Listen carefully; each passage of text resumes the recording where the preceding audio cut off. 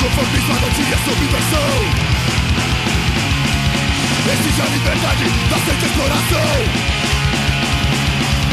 Não seja conformado, aprenda a dizer não. Escravizados somos eu e você. Acomodados jamais. Prédio gourmet, na Lapa de Baixo tem umas casinhas operárias ainda. Então é um bairro de disputa, assim como a cidade. E a ideia de trazer o time de volta é também colocar essa disputa pela cidade em questão, né? Pra quem é a cidade, pra jogar bola, quem pode jogar bola nela. Acho que também a ideia de ser um time aberto para mulheres, para pessoas de qualquer orientação de gênero.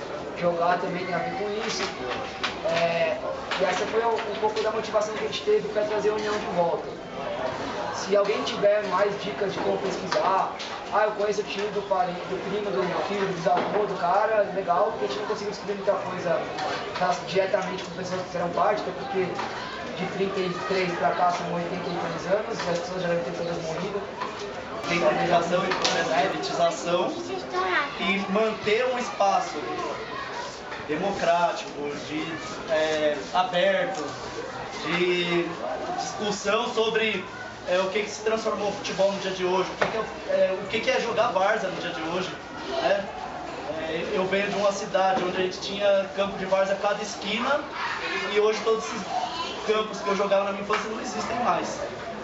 E aí existia ainda aqui no meio de um bairro como a Lapa, dois campos como esse, e manter o futebol de várzea, manter essa tradição de jogar, e perdendo ou ganhando, um time bom, a gente está aberto para jogar, para discutir, para misturar, quando eu digo misturar no sentido de fazer um time misto, de discutir a questão de gênero no futebol. Acho que o importante é isso, mostrar um contexto histórico totalmente diferente.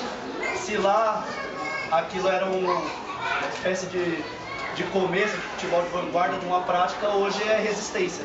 Hoje é alguma coisa que sobrou de popular do futebol e que a gente tem que manter ainda, né? A gente tem que lutar para que isso se mantenha. Acho que é a única coisa. Literalmente para esconder da cidade. Aí vem o imigrante. Quando vem o imigrante, esse imigrante é pobre. E, portanto, esse imigrante vai ficar também longe do centro, mais um lugar relativamente privilegiado em relação ao mesmo, que é aqui onde passa o trem. A Lapa passa o trem, o Bom Retiro passa o trem. Então, a configuração do Bom Retiro e da Lapa são muito semelhantes.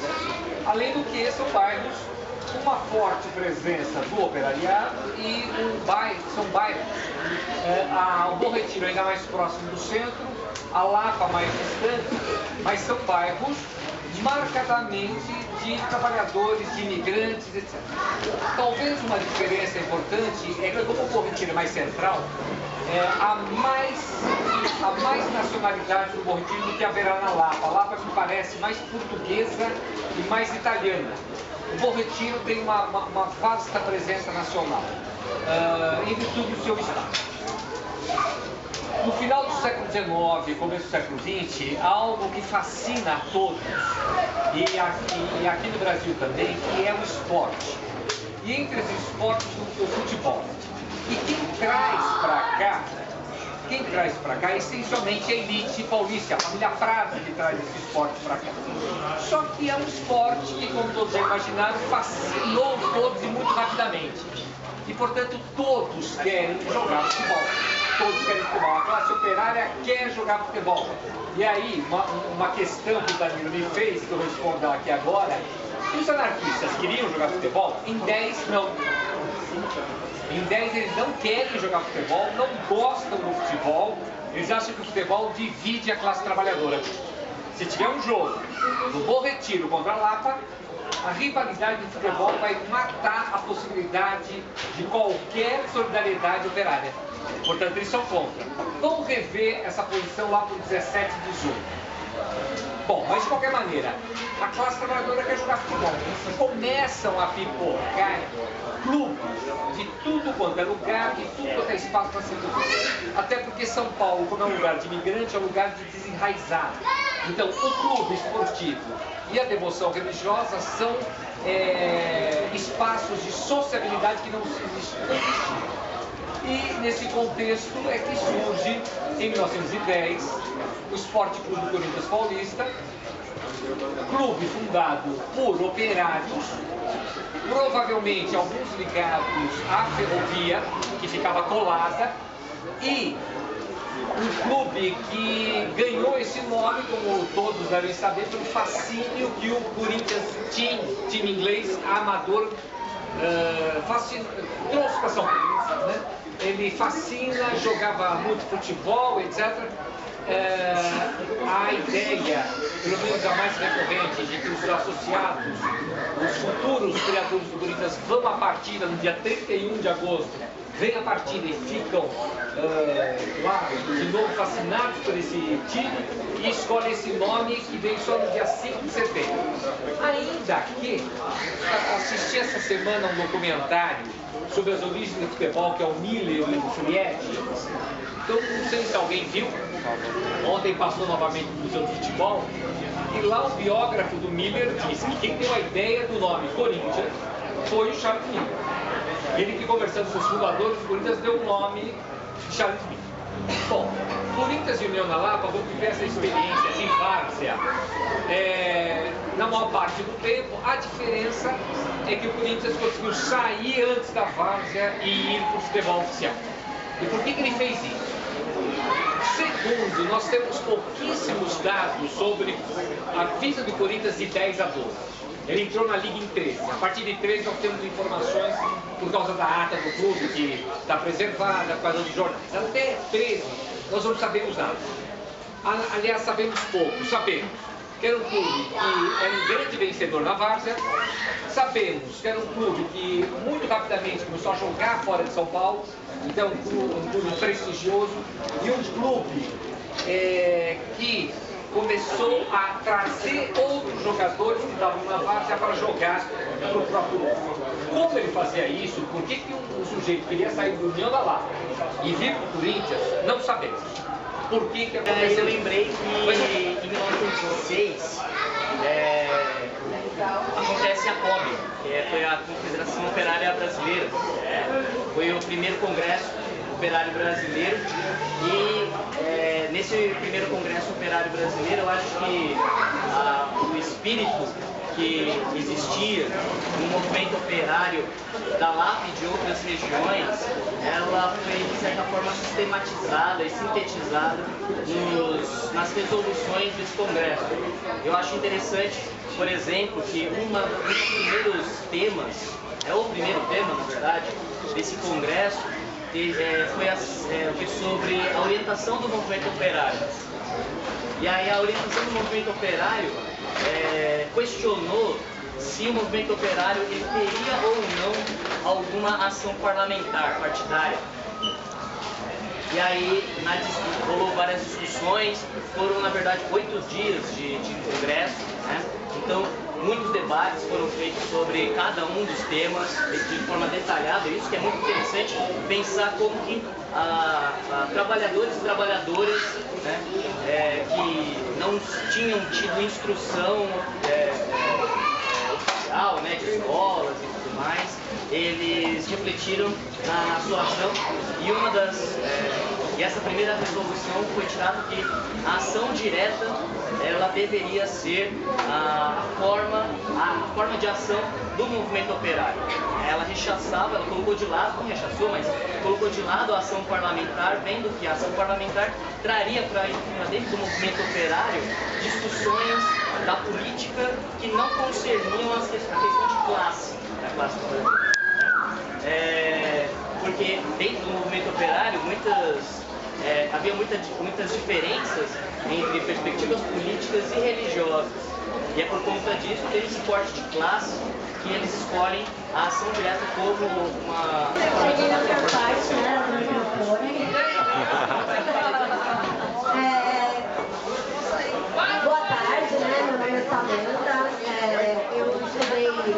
Eu estudo ainda na cidade, desde a graduação, mestrado, as mulheres anarquistas aqui na cidade de São Paulo, nos fins do XIX no século XX, mais especificamente aí o período conhecido como Primeira República, né? Foi meio até na minha cabeça é meio difícil sintetizar um pouco essa fala, assim, mas eu vou tentar levantar alguns pontos importantes assim, pra gente pensar e não ficar muito cansativo também, ficar aqui falando. A primeira questão, eu acho que é o quanto as mulheres são esquecidas de grande parte dos movimentos sociais e do anarquismo nesse momento histórico, né, que a gente está falando. O anarquismo era a corrente predominante, né, no movimento operário no início do século. E quantas vezes a gente ouviu falar das mulheres, né? Quantas a gente conhece? Primeiramente, acho que... Primeiramente, para ter...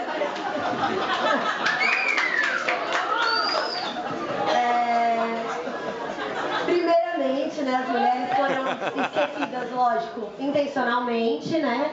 Mas muito também pelo que se tem de registro escrito da história, né? A história que a gente estuda é uma história escrita. E muitas dessas mulheres não sabiam ler e escrever, né? E como que essa história se perdeu aí, porque a história oral também nunca foi privilegiada no se contar a história, né?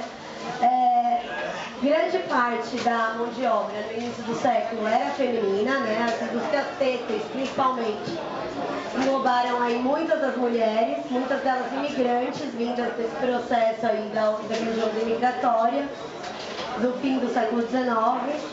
E essas mulheres empreenderam lutas cotidianas na cidade, principalmente nos bairros operários, né?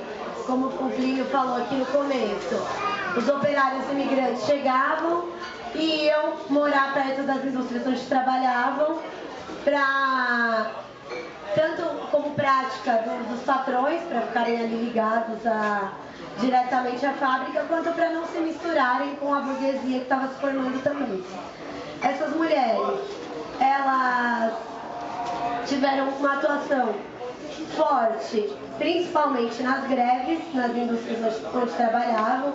Poderia citar inúmeros exemplos aí, mas acho que dois emblemáticos são a greve da década de 10 na fábrica de tecido Santana, né, que foi uma greve essencialmente feminina.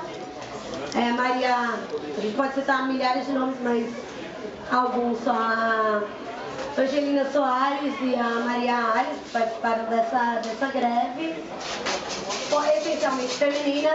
E a greve da Vidraria Santa Marina, aqui na Água Branca, que também teve uma forte presença feminina. Além disso, o exemplo mais emblemático das greves, a greve geral de 1917, que parou o estado inteiro de São Paulo, ela tem forte presença masculina, mas muito maior presença feminina, que se iniciou nas fábricas de tecido com a paralisação das mulheres, denunciando não só as condições de trabalho, né, os baixos salários que os homens também denunciavam, mas o assédio pela qual as mulheres passavam dentro dessas fábricas. E tá aí, acho que a grande questão do que as mulheres imprimiram no movimento anarquista, né? O que é ser mulher libertária? É a mesma coisa do que ser homem libertário? Né? São as mesmas condições que se passa.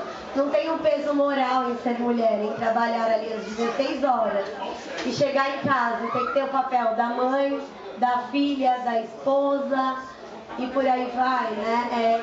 Na fábrica, você ser tratada como um corpo que não tem nenhuma escolha, está submetido aos assédios de todos os tipos, né? Elas colocaram essas questões já nas greves. Além disso, existe uma forte participação das mulheres nas escolas modernas, no teatro operário, né? Em grande número a presença feminina. Ana de Castro Osório é um exemplo clássico de mulher que atuou aí nas escolas modernas, né, nas escolas anarquistas, o que causa um grande impacto nos bairros operários, né? Que os filhos desses operários passam aí para a escola, né, e quebram um pouco esse jogo aí da não alfabetização, da não instrução nessas escolas.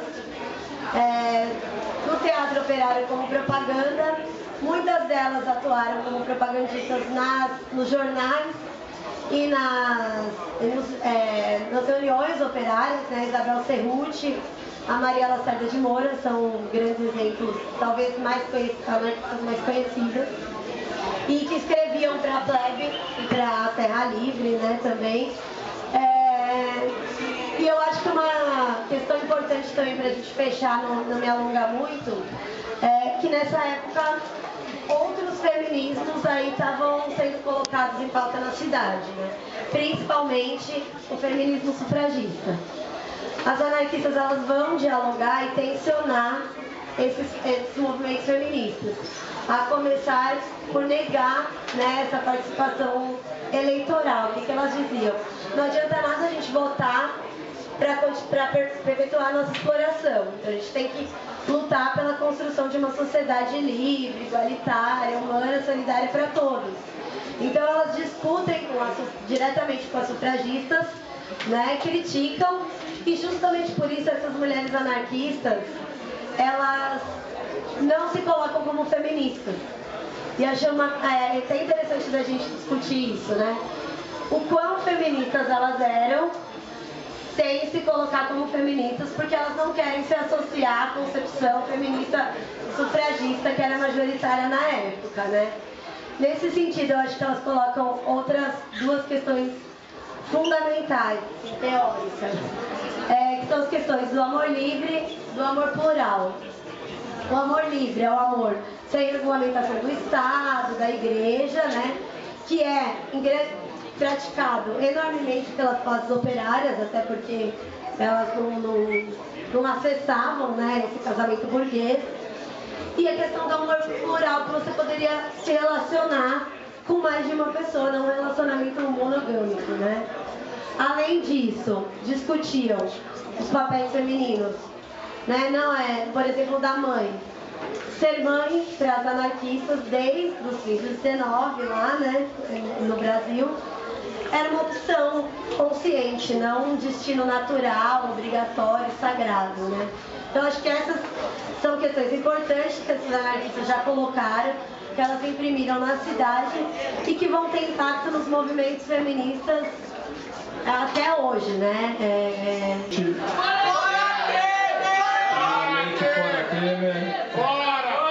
E segundo, eu queria, assim, das coisas que a maturidade nos traz e das experiências que a gente teve, eu queria passar uma primeira mensagem para vocês, o seguinte: de não subestimar o golpe. Não subestimar, tem muitos companheiros aqui corajosos, botando a cara na televisão, botando a cara na internet, mas não subestime o golpe, porque golpe é golpe. E se a gente acredita no fundo do coração que é golpe, não adianta depois, na hora da ação direta, companheiros, que é super importante, é fundamental, a gente subestimar o golpe. E eu tive na manifestação no meio de semana, até com a minha filha, e foi um negócio muito barra pesada, muito violento, e às vezes eu percebo que as pessoas estão falando de golpe, mas não estão entendendo o que está acontecendo. E aí o seguinte, bom, por falar em golpe, eu quero parabenizar o juiz que deu a vitória para o União da Lapa hoje. É brincadeira, vocês ganharam com merecimento. Mas o que nós estamos fazendo aqui hoje, companheiros, é algo fundamental, é algo que deve nos motivar as nossas ações daqui por diante, que é construir esses instrumentos de solidariedade. O Plínio falou rapidamente do que era o futebol no começo do século XX. Nós não podemos perder essa dimensão de criar instrumentos de solidariedade. Está aqui a galera da Lapa, está aqui a galera corintiana de vários pontos do Brasil, de São Paulo, e a gente não pode perder esse instrumento, que tem algo que nos une. Eu lembro, e quem está na internet vê isso com constância, eu lembro que tem uma menina negra, Walter, que o pessoal colocou sempre, até muitos dos nossos companheiros colocavam ali na internet. A menina dizia: eu não sei se eu estou aqui na passeata do golpe, eu não sei se eu estou aqui, se eu sou de direita, se eu sou de esquerda. E todo mundo fala: nossa, que ignorante. E eu vendo, era uma menina negra. E eu acho que muito da galera que foi e que não sabe se é de direita, se é de esquerda, que foi, é por culpa nossa. É por falha nossa de perder a capacidade de falar com o povo, de muitas vezes vir juntar coletivo e não querer conversar com a galera, entendeu? E muito da iniciativa aqui da democracia corintiana, do NECO, é usar o futebol como instrumento para falar com o povo. Porque o que tem de gente que é de esquerda também, mas que anda com o nariz empinado, que não consegue conversar com o povo, não consegue ouvir música do povo, não consegue falar com ninguém, isso é enterrado, galera. Nós temos que usar o futebol como um instrumento. Não adianta nada se a gente não estiver falando com a comunidade, não estiver falando com a galera, não saber tocar o coração da galera. E daqui por diante, nós temos uma tarefa. Até o começo da semana, ou até março, abril, a gente tinha um governo popular que estava em disputa. Aí, companheiro, aí a questão da visão de cada um, ser populista, ser popular, eu acho que teve avanço e respeito à tua posição que não seja. Porém, o fato é que era um governo que estava em disputa e que era preciso colocar essas pautas para constranger o governo ou para disputar esse governo que estava lá. Agora, esse governo não tem constrangimento nenhum. Eles vão passar por cima do direito, vão passar por cima. É um governo que quem ganhou o poder foi a polícia, entendeu? E que vão perseguir os companheiros. Então os companheiros, a gente tem que agir junto, a gente tem que estar unido, porque senão eles vão colocar cocaína no nosso carro para falar que a gente é traficante, eles vão criminalizar os gaviões da Fiel como estão criminalizando, vão criminalizar nosso movimento. A gente não pode se dar o luxo de ser inocente. A gente não pode ser porra louca. Agora eu sou porra louca, nós temos responsabilidade. E esse lance da ação direta que está aqui todo mundo comentando, é o seguinte, você vê a água em si, eu mergulho na água. Mas quando a água está concentrada e você atinge um ponto só, ela se torna mais... Até a polícia usa contra a gente aquela água. Nós temos que ser forte, junto, definir pautas, ser propositivo, entendeu? Para poder pensar no que está pela frente. E o futebol é esse instrumento. Vocês aqui estão de parabéns por montar, refundar a União da Lapa, o Clube Irmão do Corinthians, o Clube Irmão do Proletariado. E aí é o seguinte, vamos partir junto, vamos usar o futebol como esse instrumento de mobilização do povo para derrubar esse governo, que é um governo canalha, um governo golpista e um governo que quer deixar a gente, irmãos nossos, comendo lixo. Entendeu? Isso a gente não pode aceitar, a gente que está vivendo na miséria. Desculpe ter feito o discurso, mas eu acho que tem que levantar essa moral também, para a gente pensar qual que é a nossa tarefa. A nossa tarefa não é só pensar, é agir e dar porrada e derrubar esse governo. Gente, primeiramente, parabéns para a Temer. Segundamente, parabéns para a União Lapa. Sem a preposição. Gente, quem deveria estar aqui falando sobre o início da democracia corintiana era o Vladimir. Só que ele teve um problema, o sogro dele faleceu hoje e infelizmente ele não pôde comparecer. Aí me pediram para falar um pouquinho sobre a experiência da democracia corintiana. Vou tentar ser bastante breve e fazer um relato histórico do que foi essa experiência. Eu posso falar um pouquinho sobre isso porque eu venho há 4 anos produzindo a biografia do Vladimir. Então a gente tem mais ou menos umas 200 horas de fitas gravadas em que ele conta muitas histórias desse período, né? Muita gente conhece a democracia corintiana através da narrativa que foi passada pela grande imprensa, pela imprensa oligopolista, né? Então você vai ouvir pessoas que têm aquela ideia, poxa, é um bando de bagunceiros, só 3 ou 4 pessoas mandavam, Sócrates era um cachaceiro, né? Quer dizer, a gente encontra uma visão, um recorte de visão da imprensa hegemônica e monopolista que visou, desde o início, estigmatizar a democracia corintiana, né?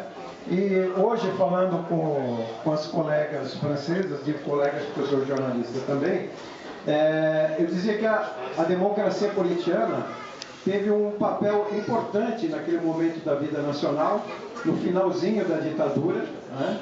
porque ela converteu o futebol num veículo de conscientização política, né? O Rafa acabou de falar agora, por que não usamos o futebol para conscientização, para mobilização política? De alguma forma eles fizeram aquilo, mas não foi de maneira panfletária.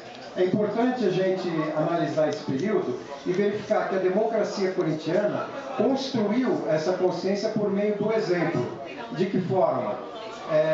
As práticas do futebol sempre reproduziram aquelas práticas da Casa Grande, patriarcais, coronelistas.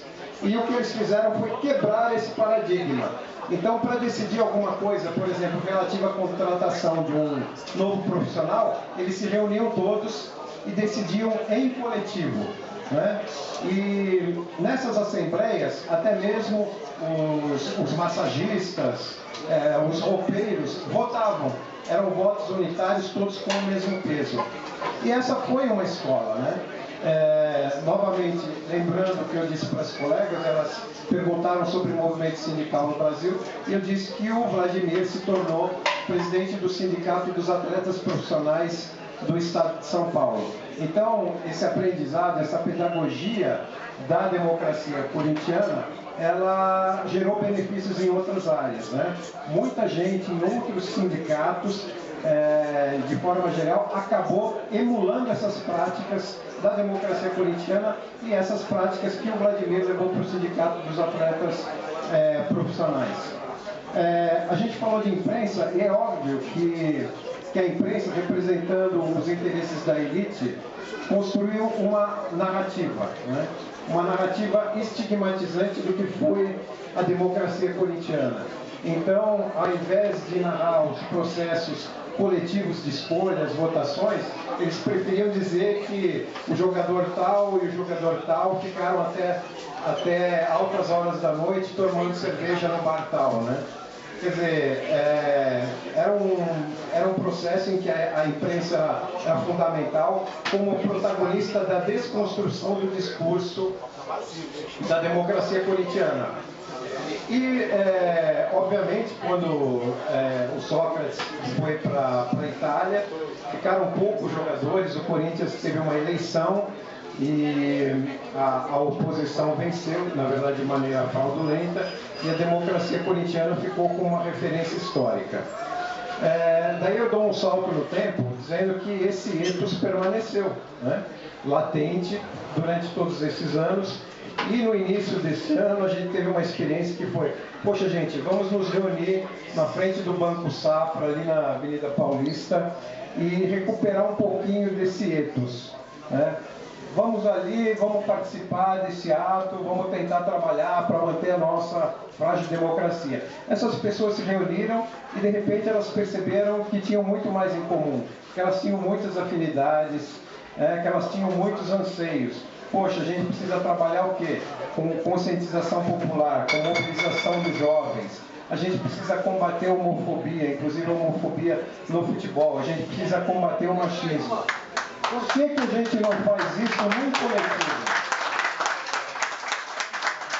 A gente falou, poxa, nós temos essas bandeiras, né? Então a gente criou algumas bases, que o coletivo Democracia Corintiana luta contra o fascismo em todas as suas formas. O CDC luta contra o machismo em todas as suas formas.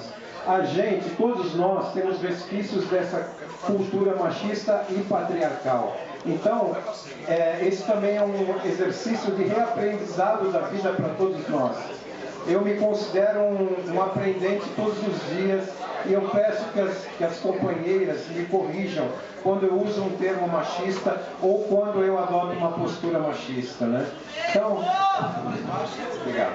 Então, por isso, a gente até, considerando a experiência das mulheres de Rojava, que elas lutam contra o fundamentalismo islâmico de um lado, e de outro lado elas lutam contra as tropas do Assad, contra todo mundo.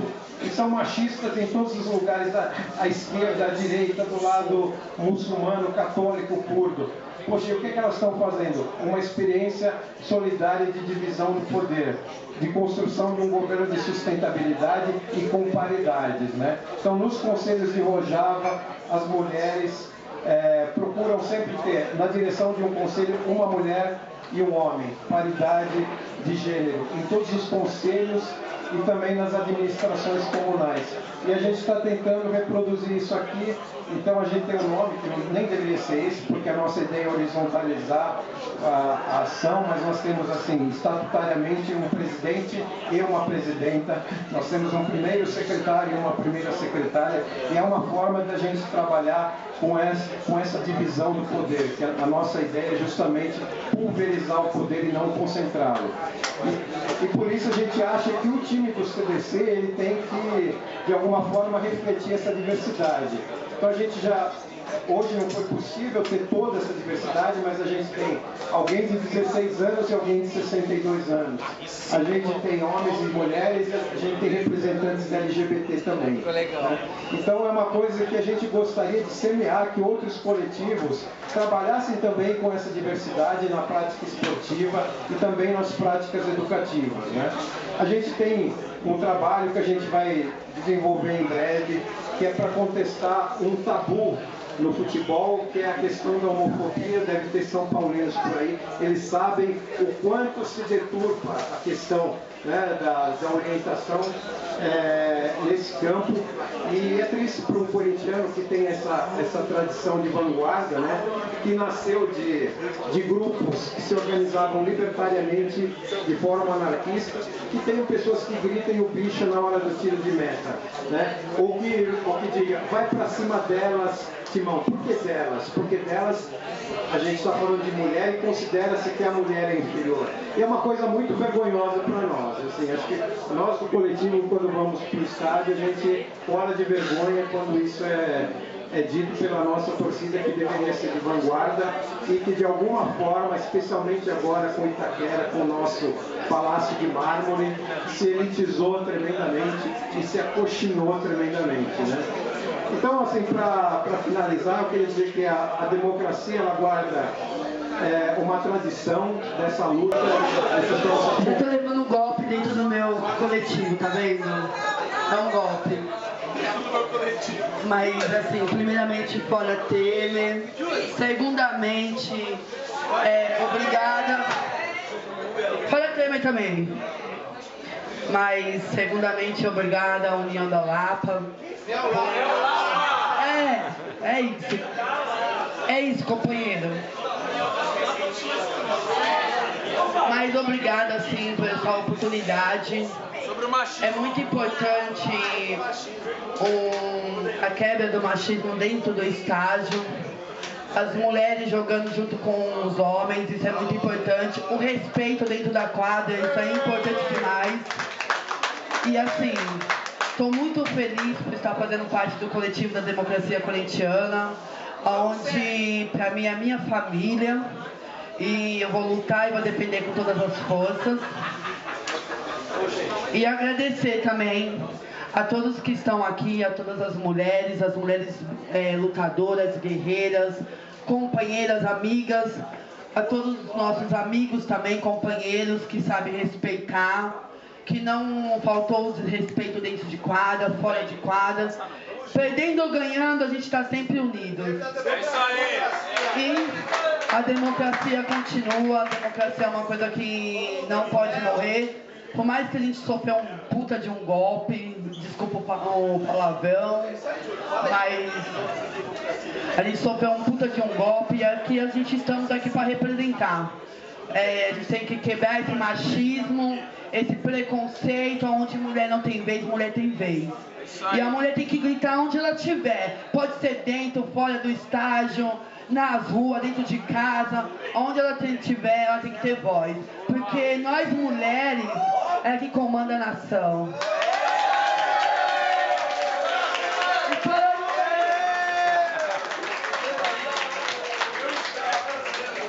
E aí, né, nosso churrasqueiro, gente, aí tem que fazer o nosso churrasqueiro também, caralho.